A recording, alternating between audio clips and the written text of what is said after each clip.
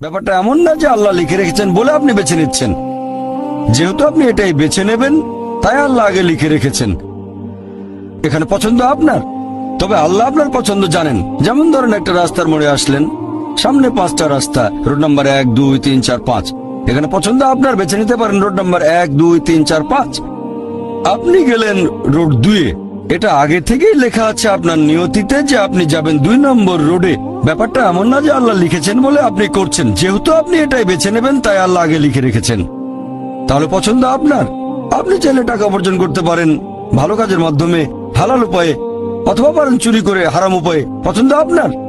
ধরেন চুরি করলেন, এটা আপনার সিদ্ধান্ত। তবে আল্লাহ আগে থেকে জানেন যে এই লোকটা সহজে টাকা পেতে চায়, তাই চুরি করবে। তাই আল্লাহ আগে লিখে রেখেছেন যে এই লোকটা 25 বছর বয়সে চুরি করবে।